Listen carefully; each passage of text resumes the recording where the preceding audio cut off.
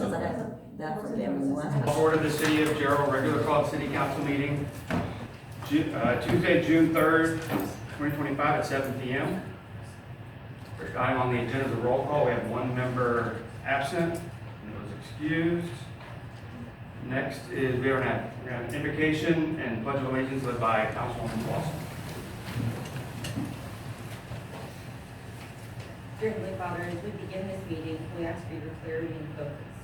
Remove any distractions or confusion that may hinder in our progress. Help us to stay focused on the task at hand and give us the insight needed to address every issue clearly and effectively. May our minds be sharp and our discussions fruitful. We ask these things in your precious name. Amen.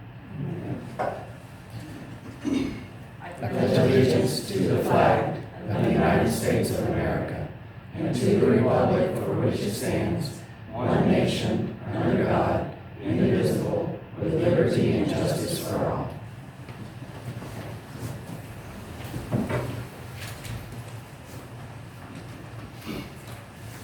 Okay, the next item on the agenda is public comments, and we do not have any. Moving on to agenda item number 3, we would open a public hearing. Agenda item 3.1, open a public hearing to discuss and take possible action regarding ordinance number 2025-0603-01. To change zoning designation from BP Business Park to Light Industrial Warehouse, I-1 on property described as AW0054 Bunker I, survey acres 7.9, property ID R467805, generally located at 75 County Road 372, Gerald, Texas. Thank you, sir. Please spell. Thank you. City Council members, the request before you this evening is to change the zoning designation from BP Business Park to Light Industrial Warehousing I-1 on property generally located at 75 County Road 372. This property was previously zoned I-1 prior to a city-initiated zoning change that was conducted in March of 2024.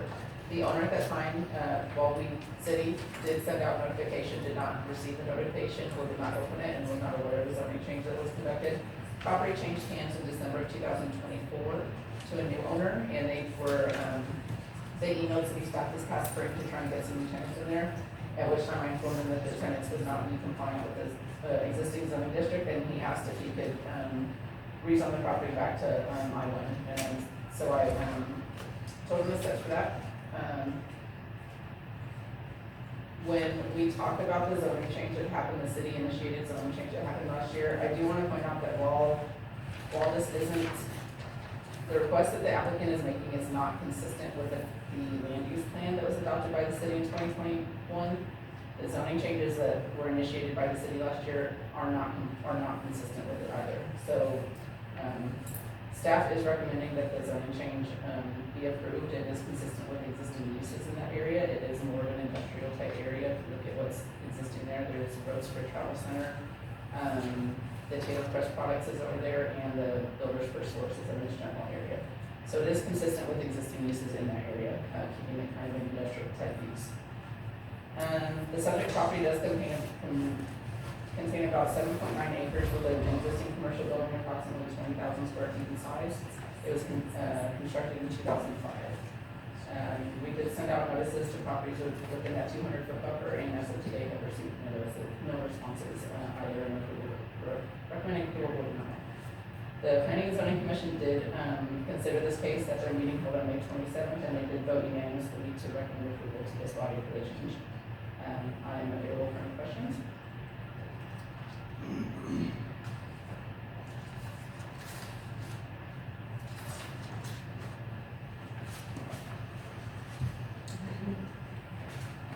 And then you should have some motion options on the last page of your staff report.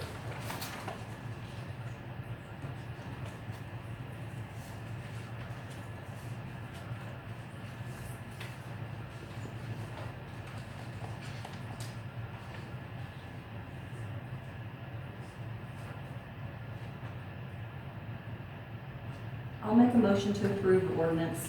Are we doing that now? Wait, We gotta close the public hearing. Does anybody want to speak and then double speak? Yep, and further, we're going to close the public hearing. And I'll accept the motion. I'll make a motion to approve ordinance 2025-060301 as read and captioned by the mayor, based on the staff's recommendations and findings. Second. All right, we have a motion on the floor and a second. All those in favor say aye. Aye. Okay, unanimous. Moving on to consent agenda items. Agenda item 4.1. Consider call to action regarding the approval of the minutes of the regular city council meeting on May 14th, 2025. Make a motion to approve. It's a regular call city council meeting minutes. We have a motion to approve? The packet's the 20th. Yeah, The see it. agenda isn't consistent with that one. Gotcha. Okay, so we need to, That's the point. okay. So you're good. So do we have to do that one?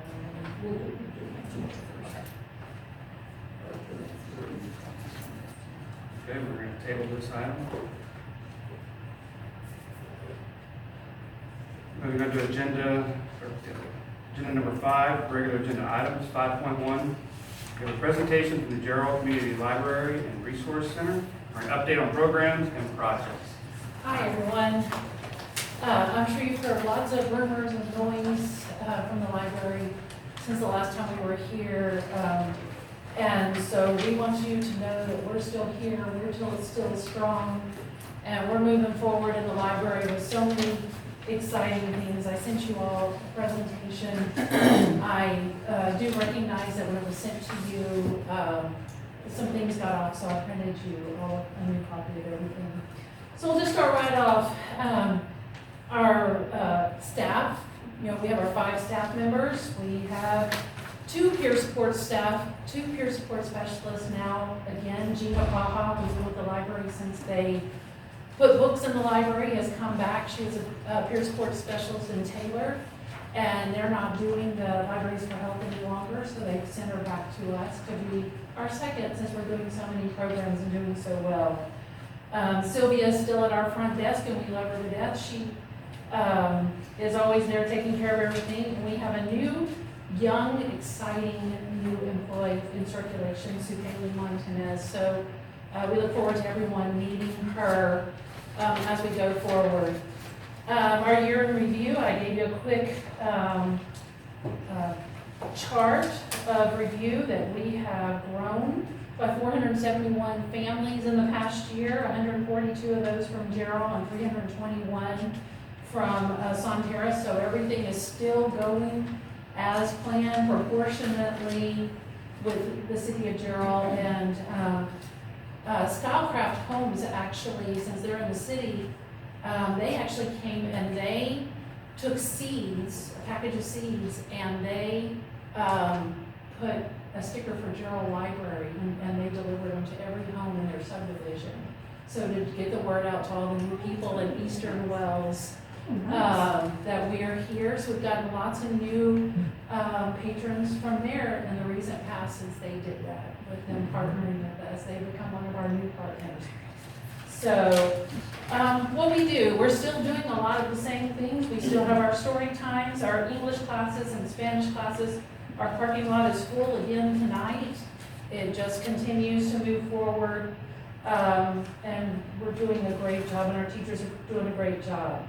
With our homeschool summer reading program, our book clubs, we have one new item since the last time I met with you.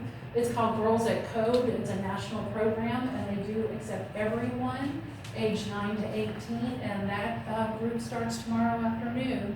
We have a former STEM teacher who will be doing this every Wednesday throughout the summer. And then go to competitions and things like that as they move forward and get deeper into it. Health and wellness, like I said, we've kind of doubled in health and wellness because Gina has returned. We started our wellness through music exploration, our calming crafts, and autism support since I was here last. Gina's brought in Greek groups, veteran support, American Sign Language groups. We have a new young woman who has a master's degree in psychology who's asked if she could do a team support group, and so that started in May. And then our wellness book clubs are continuing. As for the community, we're still doing those senior socials. They were full in the library today. We have the seniors at SEW. I don't know if you've seen on Facebook and that they have gone crazy. They are a sewing machine. They are just in there every week. They are not only delivering pillows for mastectomy patients any longer, they're now doing seniors like Alzheimer's sensory mats with pockets and beads and all kinds of things in them, but it has a lap quilt that they're taking to assisted living homes also. And homeless, they're bringing a pillow and a blanket, they're making quilts for the homeless that they're bringing to the different shelters in with it. We started with one Dungeons and Dragons, and there were so many people that showed up on that Friday night that we now are doing Dungeons and Dragons twice a week with anywhere from 10 to 20 people there on Friday nights and on Monday evenings. The Smash Brothers tournaments have been a big hit, bringing everyone in. I thought it would bring kids, but there's more adults than kids playing Smash Brothers, I've discovered. We have a wonderful new program at this point in time. It is through AT&T, where AT&T has trained 4 teens who will be our teen techs, and there'll be one of them in the library all summer long doing office hours to help anyone who has issues with any phones, devices, programs, email, internet, and they'll be teaching classes. Along with, we have a digital navigator every Tuesday from 2 to 4 who is there, who will oversee the program and be there to teach classes also. So we have a lot of great things going on in our library right now. And we also we're working with Workforce Solutions with Natalie Armenta, and we have 3 interns. These teen interns applied through their job fair, and so we'll have 3 teens in the summer learning office assistant and various jobs that we have tech in the library. So that partnership continues to grow. We're actually becoming a Workforce Solution training site.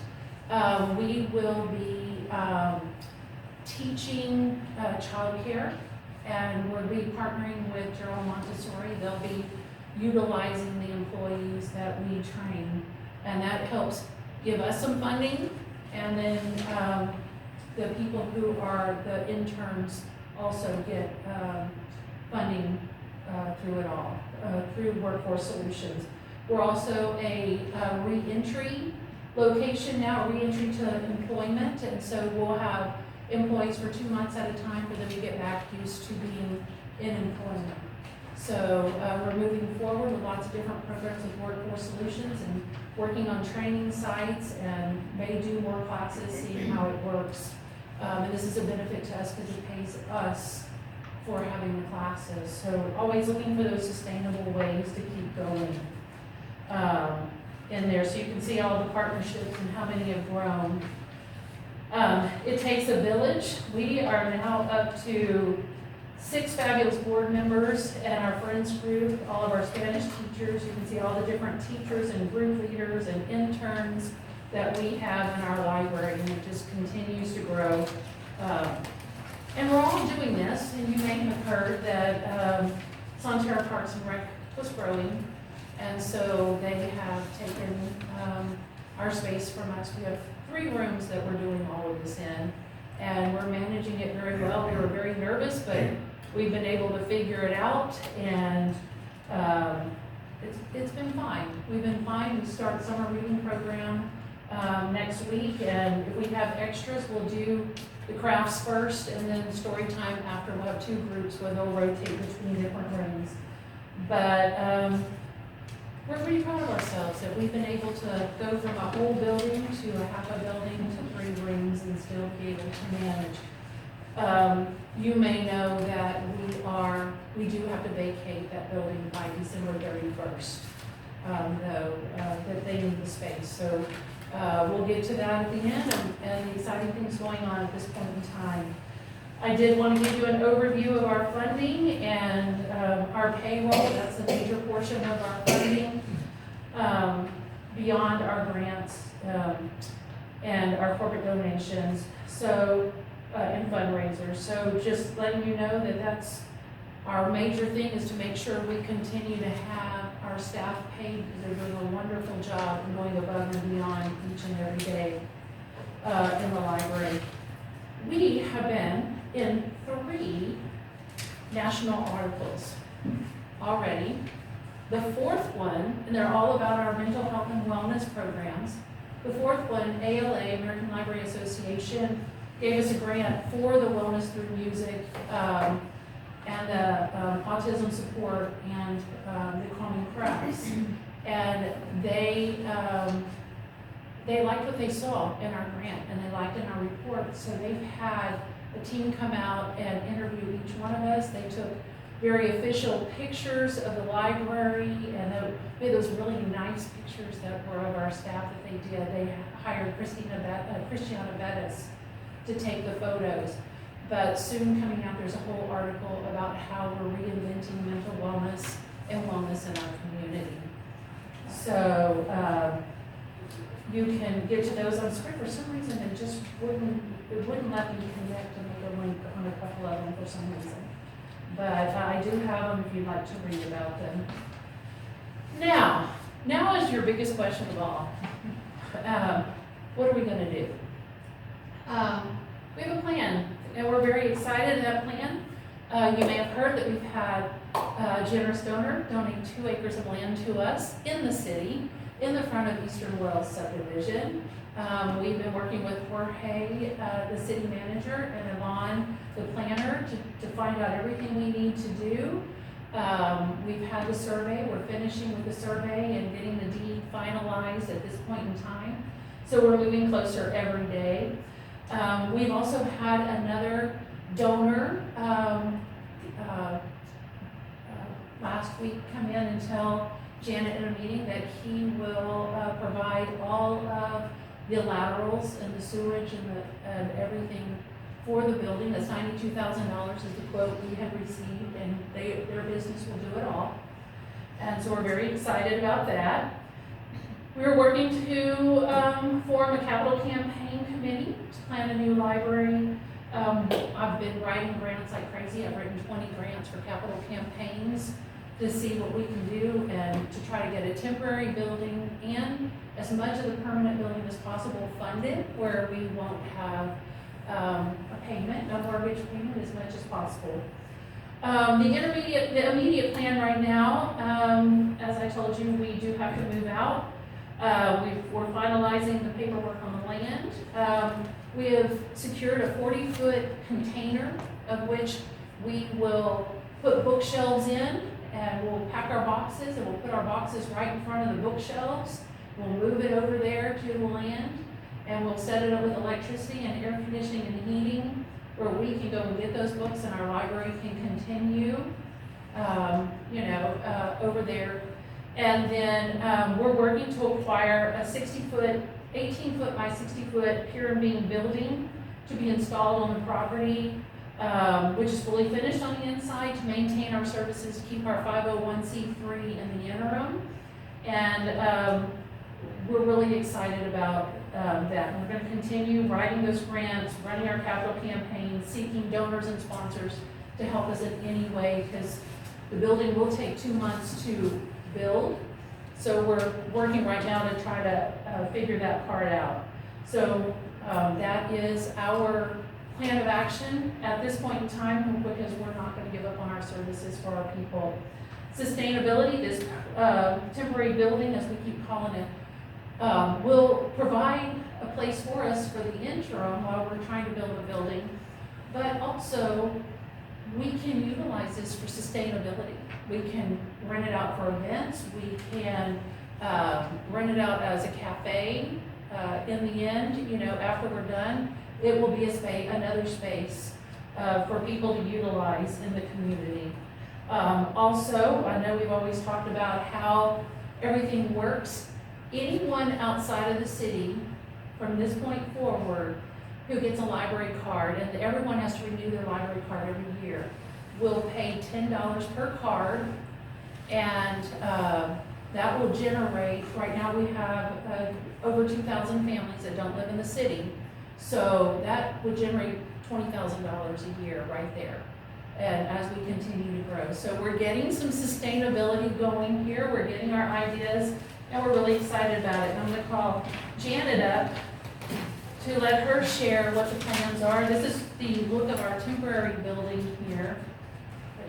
Yes, so pretty amazing. I mean, you know, when we found out the news that we were gonna be homeless, back in December, that our contract would not be renewed, it was pretty hard to take that information. However, Sonterra Mud Building was never meant to be our, just our beginning, right? So we were gonna be faced with this challenge eventually. You guys all know Daniel's warned me many times. And so here we are. So now we've gotten really, I'm very proud of the staff, Susan, for being able to go from full building to half to a third, and still conduct business. We do have a commitment to our grantors. Okay, we said we would do this for the city, so we make it a priority to make sure we meet our commitment to their grants, right? And so they've been great about having rearranged schedules. We actually have to make the spaces because they're smaller. We have to have a smaller amount of groups in this. We can make sure we keep fire code and we're doing everything above board on that. So I'm very proud of this team because we just had to get creative. They've made sacrifices. They kept a smile on their face and continued on. That's going to bring us to where we are currently. So, as you know, December is it for us. Our goal is to work with the city, get this land surveyed, get the minor plat in, get it approved. We're seeking all the type of advice that we need to from the proper places that we need to go to get that. So I did have lunch with a gentleman who's saying, hey, we'll do all your laterals, which will be your utilities, water, I mean, they're going to do all of it and donate it to us. And so we'll make sure that we get the engineer drawing for the site plan, and we'll do everything that we can to make sure we're apart. So I mean, these are challenges that we have, and I know that you guys will, work with us along the way. I mean, you can see the most important thing for us right now is to make sure we keep the 501(c) and the business portion intact, and with grantors, that we keep our commitment to them and our stakeholders. So this building would be like, oh wow, that's a really small building. We can be creative with that building. And as I said, Susan and I have been able to do it. I think we can still continue. You can kind of see an idea of what we want to do. We would have, the container building back behind it. Everything would be organized. We wouldn't hold anything in that room. It would just be specifically to get books out. And then we would use the small space. And so we started working on our capital campaign fund, which I can't give you a time on that. But we're going to work really hard in the office. So we've already just had, I think probably that grant's probably valued around anywhere from, I'd say, $200,000 because you're all back in the right. Buying property is commercial. You've got access. You've got utilities, you've got water, it's all right there, along with that $92,000. So we can have people stepping in. We're going to continue to do that. So, but we want to make sure to be as transparent as we can, let you know our struggles, what we're going through, and if y'all have some questions, please feel free to ask. That's our building. All right? Thank you. Thank you.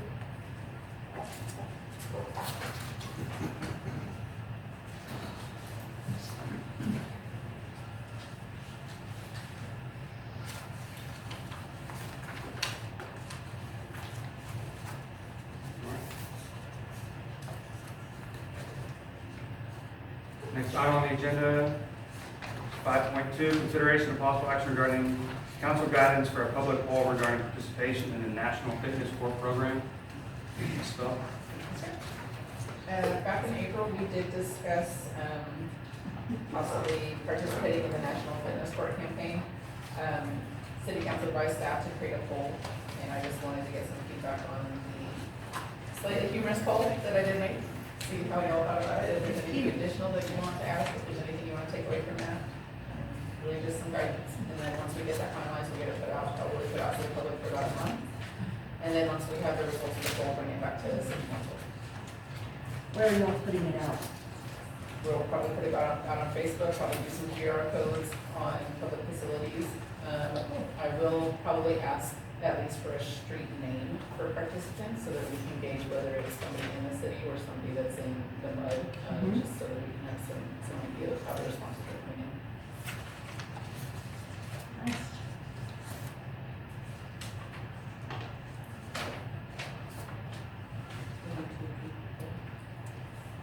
You don't need to vote on it or anything, just if you want us to put anything additional in there, we can put something more. If you want us to take some of the questions out, that's really just what I'm looking for tonight. So if there's any more information you want to gather, or if there's something that you don't particularly like, how it's worded, if you want to read that. Okay, good questions.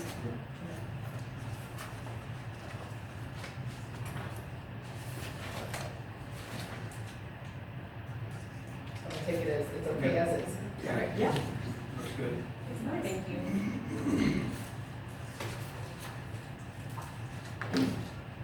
Okay.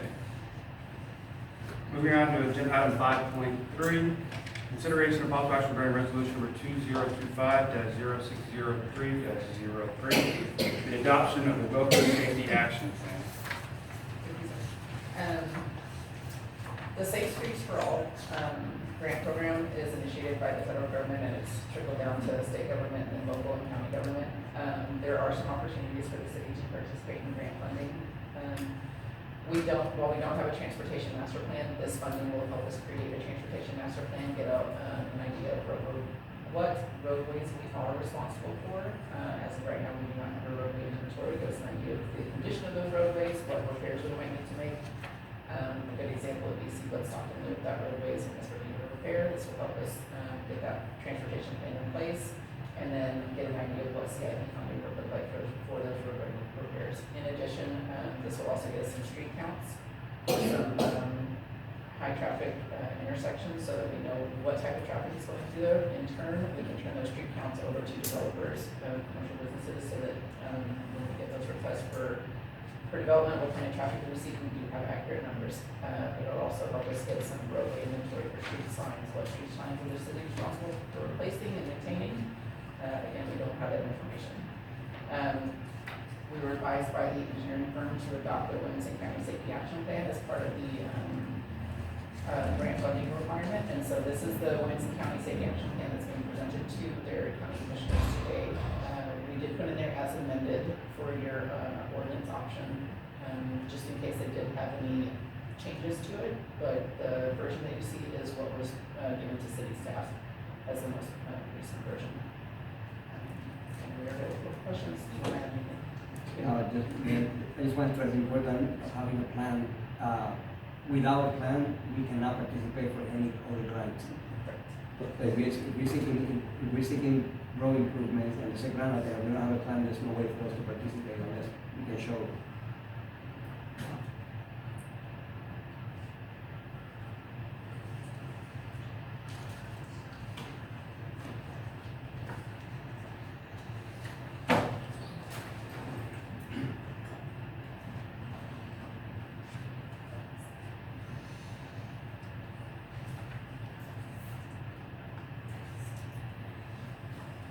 Would there be a difference if there was any amendments based on what we're adopting, or, if they had it presented today? They did have to present it to the commissioners for today. They didn't anticipate any amendments, the consultant that I spoke with. But I don't have the minutes here, that one, we'll just see the commission is. But it said that we could be quarterly in the future. Yes.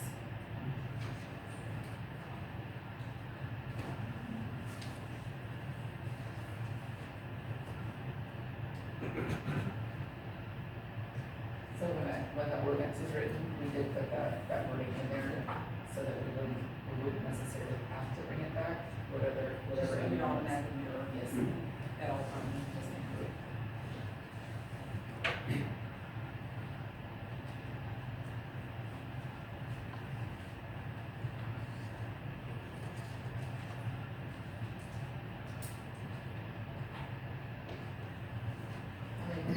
approve resolution number 2025-0603-03 for the adoption of the local safety action plan. Second. We have a motion on the floor and a second. All those in favor say aye. Aye. Opposed say nay. It's unanimous. Agenda item 5.4, consideration of possible action regarding the engineering recommendation for the County Road 305 CDBG project. Good afternoon, everyone. MRB Group's back again with another CDBG water line design project. In front of you, you should have a recommendation for the contractor that we recommend y'all to select. A little background on this water line project: it starts at County Road 305 at the intersection of County Road 307. It kind of ties into another 12-inch line that we've since completed, continuing west down towards the new addition of Woodstock. It's really a crucial infrastructure project. I believe it's also linked to a development agreement for future developments coming here in Darrell. It's a really good project for the city and fully covered by the CDBG grant funding. Before you have a recommendation from 11 bids, Patriot Underground LLC is the lowest bid, as well as confirming their qualifications. Big contractor, and that would be my recommendation for all the accept them as the contractor. And any questions? Okay.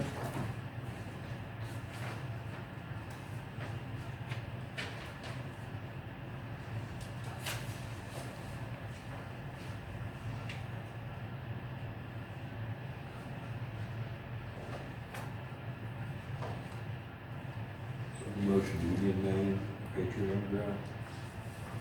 Or that motion is moved?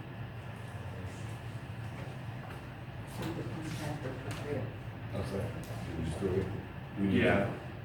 Then I'll make a motion to approve Patriot Underground's contract as recommended.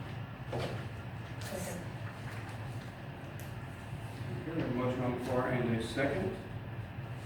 All those in favor say aye. Aye. All those say nay. Unanimous. Thank you. Thank you, Mayor. Agenda item 5.5, consideration of possible action regarding engineering recommendations for the Avenue A paving CDBG project. Thank you, Mayor. Thank you, Alderman, for having me here. Solomon Thomas with MRB Group. And so y'all received bids for your 2023 CDBG paving project.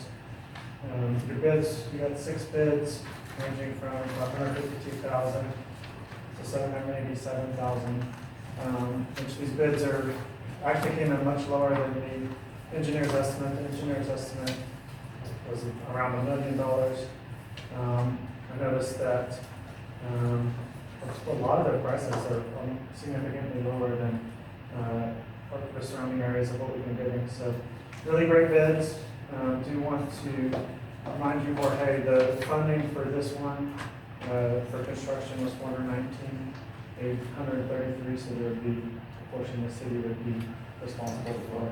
I'm sure y'all discussed that. But your low bidder was JDR Excavation, and we recommend approving them as your contractor.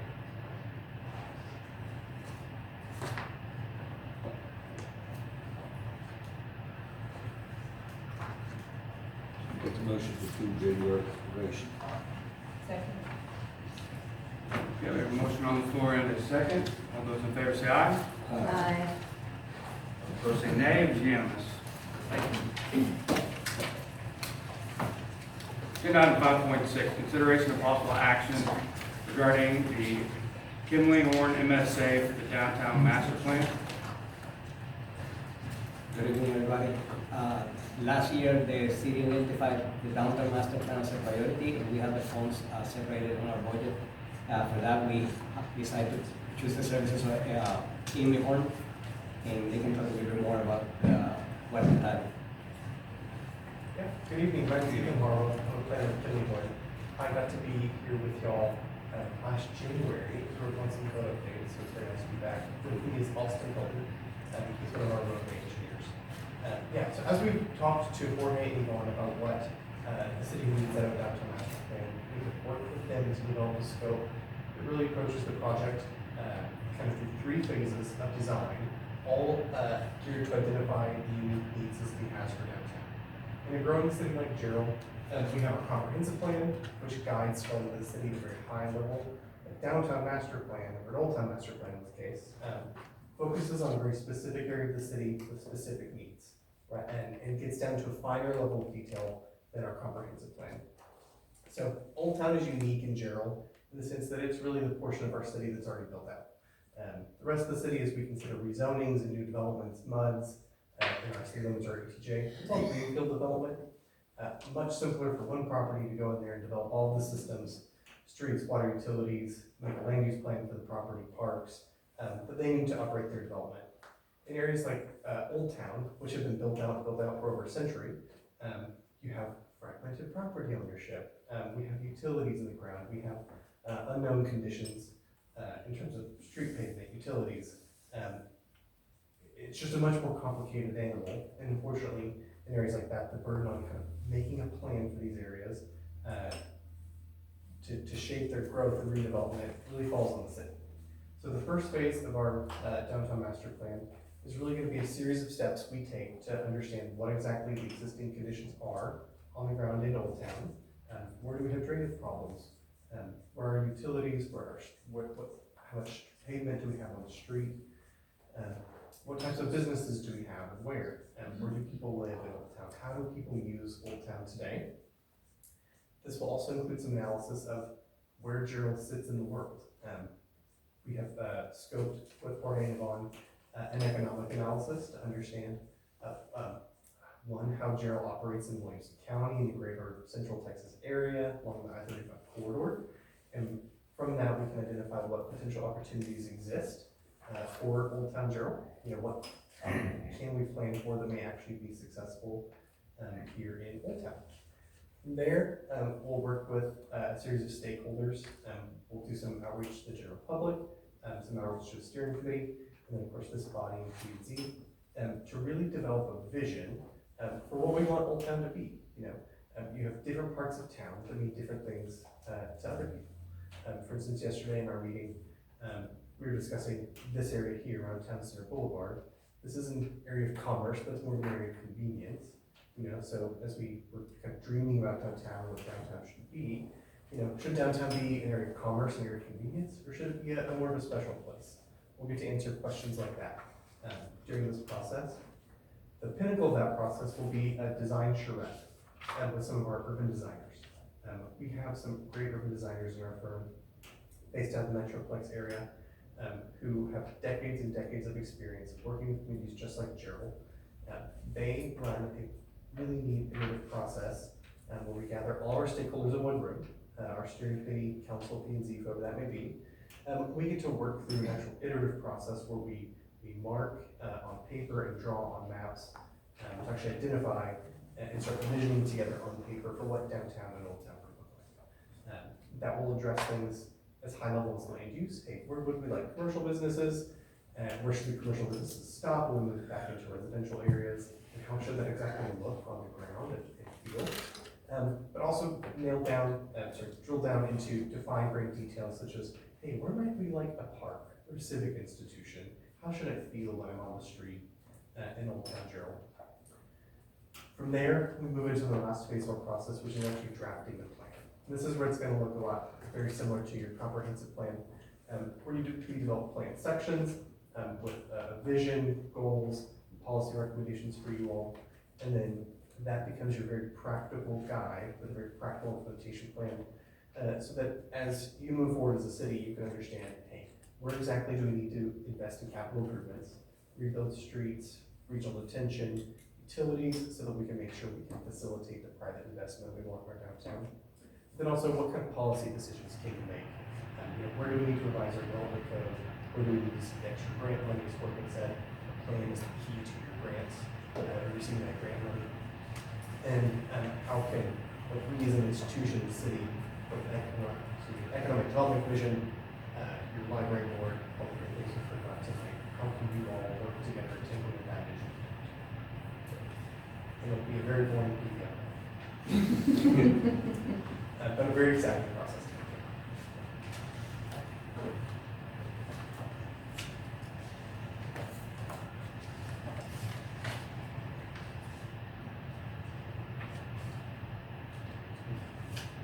mentioned, the proposed study area we have planned is the original street grid option.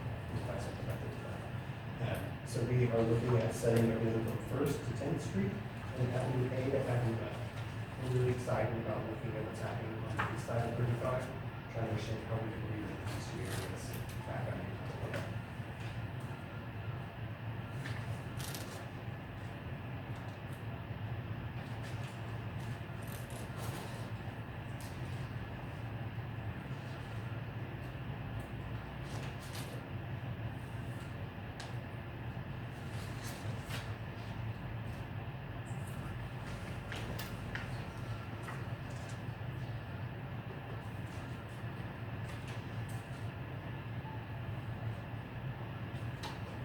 So what are we asking for now? What, We asking for the council, I mean, the staff recommends approval of the MSA for this, for this or. Firm to work Yeah, on that. For the city, not the MSA with Kingdom One.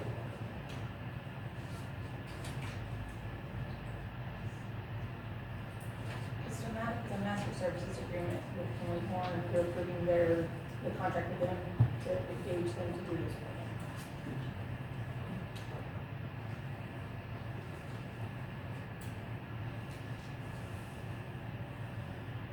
I'll make a motion to approve that we move forward with the contract with Kingdom Horn.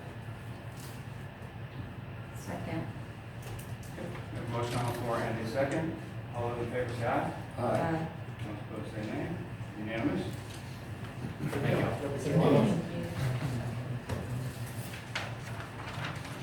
Thank you.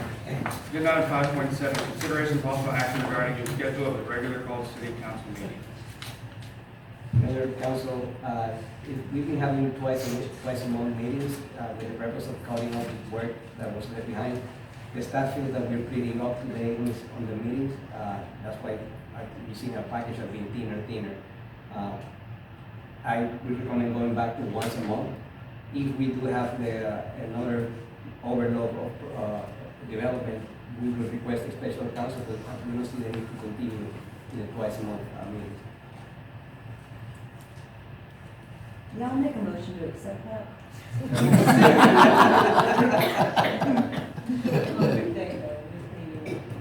It will be, then we will renew our regular schedule back in July. Will be our first meeting, July 2nd, first. July 1st. July first? Yeah. That would be, so Or two next- this month and then, Actually, oh, no, not today, two this no. month. Oh, nice. I'm seconding it, so. For this one, right? So we have a motion on the floor and a second. All those in favor say aye. Aye. Those opposed say nay. Unanimous. Okay, agenda item 6 is going to be an informational item. 6.1, the Texas Central Housing PFC case in accordance with the proposed order of non-suit for the Flats Apartments here in town. Mr. Hernandez.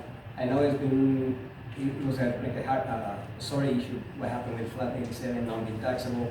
I just got word from the county commissioner, Commissioner Cody, that they apparently lost in court and now they're a taxable entity. So they have to pay taxes into the city. I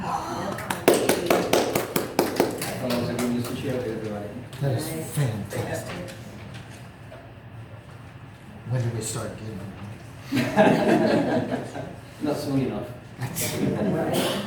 That's huge for the city. But at the same time, like I said, that the owner of the flats is willing to donate a gift for the kids for the 4th of July event. Very So nice. hopefully it will be a good relationship between the city and the tenants. Okay. With that, and no further business, so we are adjourned at 7:44 p.m.